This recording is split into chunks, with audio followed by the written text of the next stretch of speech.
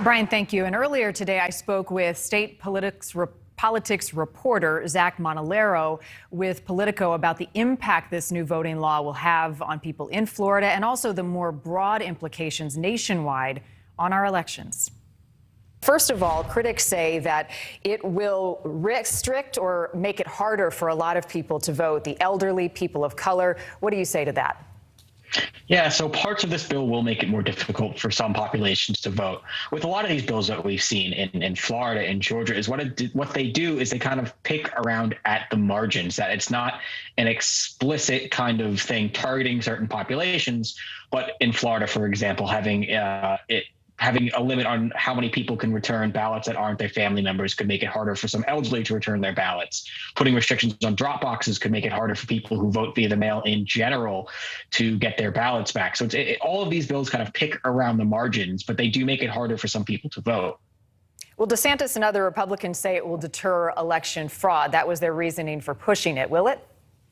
Well, here's the thing with all of these conversations on election fraud is that broadly there is no election fraud in America. There's been no evidence of widespread systemic election fraud in the 2020 election.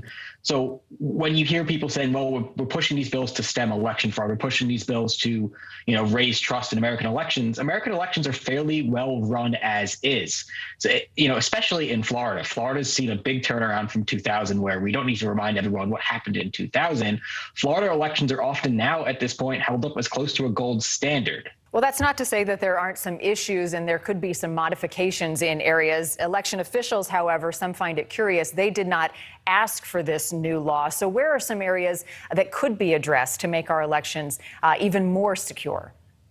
Right. So that's the thing. Our elections were secure in 2020. There's no evidence to suggest that there was anything other than a well-run election widespread. That being said, of course, I think where we'll see a lot of changes and improvement coming into play across the country is how absentee ballots are handled once they're received. One thing Florida does really well, not addressed in this bill because they already do it well, is that Florida allows for mail ballots to be processed ahead of time. In several states, that's not the case. Think about why we didn't have results, for days in Pennsylvania, Wisconsin, Michigan, stuff like that. Is because their mail ballots aren't allowed to be processed ahead of time. That's one thing that Florida has done in the past, did in 2020, and it's part of a reason, at least, of why Florida election results were in speedily this year. And that'll be if there is to be some sort of bipartisan agreement, it's addressing that across the country. Zach Montalero, we appreciate your time on NewsNation. Thank you. Thanks for having me.